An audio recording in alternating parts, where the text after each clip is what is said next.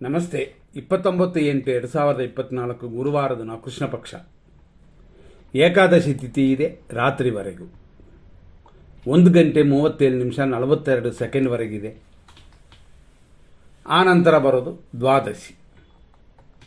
ಇವತ್ತಿನ ನಕ್ಷತ್ರ ಆರುದ್ರ. ಸಂಜೆ 4:39:18 ಈ ಆರುದ್ರ ನಕ್ಷತ್ರವಿದೆ.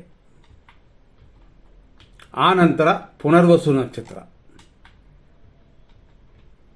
ಇವತ್ತು ಆರುದ್ರ ನಕ್ಷತ್ರ ಇರುವ ಸಂಜೆ 4:40 ಅಶುಭ ದಿನ, ಅಶುಭ ಯೋಗ, ಚಂಚಲ, ಮರಣ ಭಯ ಇಂಥದ್ದೆಲ್ಲ ಕೊಡುತ್ತದೆ.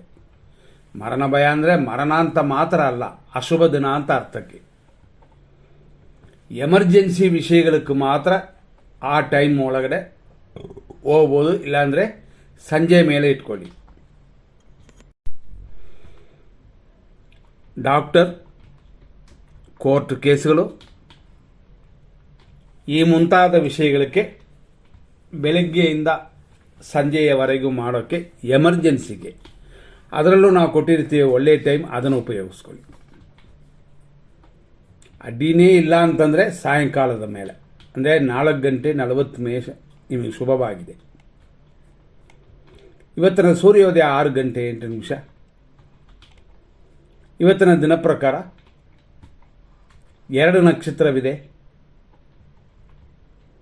ಆರುದ್ರ ನಕ್ಷತ್ರ ಮನುಷ್ಯಗಣ, ಶಿವನ ನಕ್ಷತ್ರ. ಪುನರ್ವಸು ನಕ್ಷತ್ರ ದೇವಗಣ. 1, 2, 3 ಪಾದಗಳು ಮಿಥುನ ರಾಶಿಯಲ್ಲಿ, 4ನೇ ಪಾದ ಅಂದರೆ ಕರ್ಕಾಟಕ ರಾಶಿಯಲ್ಲಿ. ಇವತ್ತು 3 ಪಾದಗಳವರೆಗೂ ಇವತ್ತೇ ಮುಗೀತದೆ, ಇವತ್ತುವರೆಗೂ ಇರ್ತದೆ.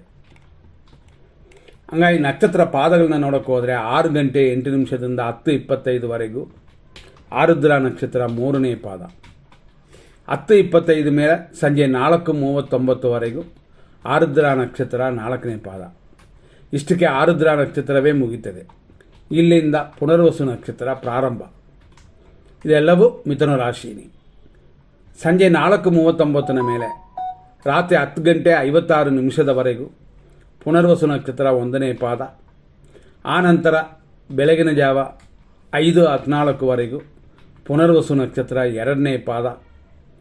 ಆಮೇಲೆ ಫುಲ್ ನೈಟ್ ಅಂದರೆ ಬೆಳಗಾಗುವವರೆಗೂ ಪುನರ್ವಸು ನಕ್ಷತ್ರ 3ನೇ ಪಾದ. ಇದು ಇವತ್ತಿನ 29ನೇ ತಾರೀಕು.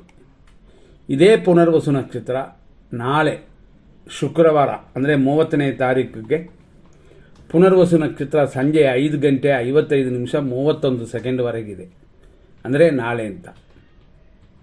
ನಾಳೆ ಕೂಡ ಶುಭವಾಗಿಲ್ಲ. ಯಾಕೆಂತಂದರೆ ಶುಕ್ರವಾರ ಧನಹಾನಿ ಅಂತಿದೆ. ಶುಕ್ರವಾರವನ್ನು ನಾವು ಲಕ್ಷ್ಮಿಯ ವಾರ ಅಂತಂತೀವಿ. ಆದರೂ ವ್ಯವಹಾರ ಮಾಡೋಕ್ಕೆ, ಹಣಕಾಸಿನ ವ್ಯವಹಾರ ಮಾಡೋಕ್ಕೆ ಶುಭವಾಗಿಲ್ಲ.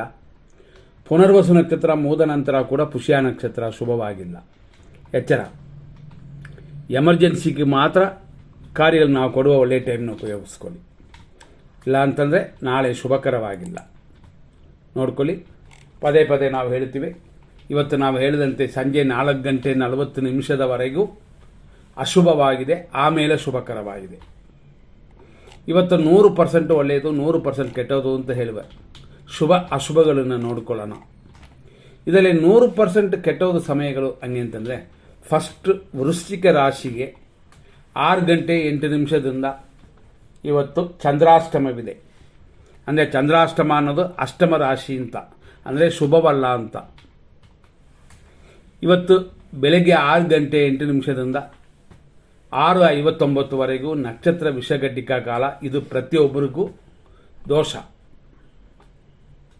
ಇಷ್ಟರಲ್ಲೇ ಇನ್ನೂ ವಾರ್ಜಿಯ ಅಂದರೆ ನಕ್ಷತ್ರ ವಿಷಘಟ ಕಾಲ ಮುಗಿದಿಲ್ಲ.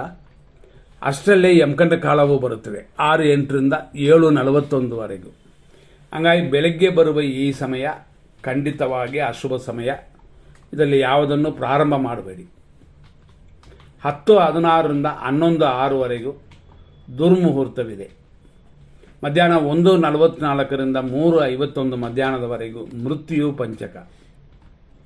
ಮಧ್ಯಾಹ್ನ 1:53 3:26 ರಾಹುಕಾಲ. ಹಾಗಾಗಿ ಇವತ್ತು ರಾಹುಕಾಲದಲ್ಲಿ ಮೃತ್ಯುವು ಸೇರುತ್ತದೆ. ಹಾಗಾಗಿ ದೂರದ ಪ್ರಯಾಣ ಮಾಡುವವರು ಎಚ್ಚರವಾಗಿರಿ. ಸಂಜೆ 7:59 ಮೇಲೆ ರಾತ್ರಿ 9:26ವರೆಗೂ ವಿಷಕಾಲವಿದೆ. ಹಂಗಾಗಿ 100% ದೋಷವಿರುವ ಸಮಯ ನಾ ಈಗ ಹೇಳಿರುವಂಥದ್ದೆಲ್ಲ.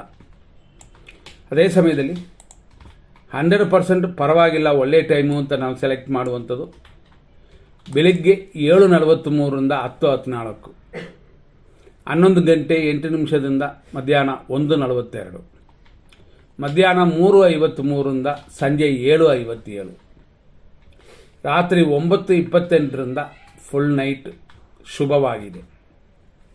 ಇದನ್ನೆಲ್ಲ ತಿಳ್ಕೊಂಡು ನಿಮ್ಮ ಕಾರ್ಯಗಳನ್ನು ಮಾಡ್ಬೋದು. ಈಗ ಉದಾಹರಣೆ ನೋಡೋಕೆ ಹೋದರೆ ಇವತ್ತಿನ ದಿನ ಹೇಗಿದೆ ಹೆಂಗೆ ಅಂತ ನೋಡೋಕೆ ಹೋದರೆ ಅದರಲ್ಲಿ ಒಳ್ಳೆಯ ಟೈಮ್ ಕೆಟ್ಟ ಟೈಮನ್ನು ಕೂಡ ನೀವು ವಿಂಗಡಿಸಿ ನೋಡ್ಕೋಬೋದು. ನಾವು ಇದೆಲ್ಲ ನೋಡಿ ಶುಭ ಹೋರೆಗಳು, ಶುಭ ಸಮಯಗಳು, ಬ್ರಹ್ಮ ಮುಹೂರ್ತ, ನಕ್ಷತ್ರ ಮತ್ತು ಅದರಲ್ಲಿ ಬರುವ ಅಮೃತಗಳಿಗೆ ಇದನ್ನೆಲ್ಲ ವಿಂಗಡಿಸಿ ನೋಡಿನೇ ನಾವು ಒಳ್ಳೆಯ ಟೈಮ್ನ ಸೆಲೆಕ್ಟ್ ಮಾಡಿದ್ವಿ. ರೆಡಿ ರಗ್ನರ್ ಇದು. ಹಂಗಾಗಿ ಈಸಿಯಾಗಿ ಉಪಯೋಗಿಸೋಕ್ಕೆ ಇದು ಶುಭಕರವಾಗಿರುತ್ತದೆ. ಹಂಗಾಗಿ ಈ ಟೈಮಲ್ಲಿ ಅದು ಇದೆ ಒಳ್ಳೆಯದಾಗುತ್ತದೆ, ಇದು ಇದೆ ಒಳ್ಳೆಯದಾಗುತ್ತೆ ಅಂತಂದರೆ ಅದರಲ್ಲಿ ಕೆಟ್ಟ ಟೈಮ್ ನಾವು ಕೊಟ್ಟಿದ್ದೀವಲ್ಲ ಇದನ್ನು ನೋಡಲೇಬೇಕು.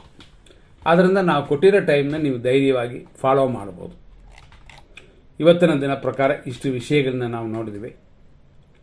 ಇವತ್ತಿನ ದಿನ ಅಷ್ಟು ಅನುಕೂಲಕರವಾಗಿ ಆಗಲಿಲ್ಲ ಅಂದರೆ ಸಂಜೆಯವರೆಗೂ 4 ಗಂಟೆ 40 ನಿಮಿಷದವರೆಗೂ, ಆಮೇಲೇ ಪರವಾಗಿಲ್ಲ ಅಂತ ಹೇಳ್ಬೋದು.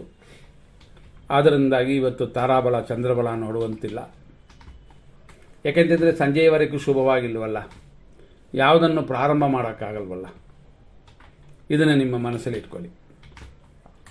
ನಾವು ಮುಂದಿನ ಸಂಚಿಕೆಯಲ್ಲಿ ನೋಡೋಣ. ನಮಸ್ಕಾರ.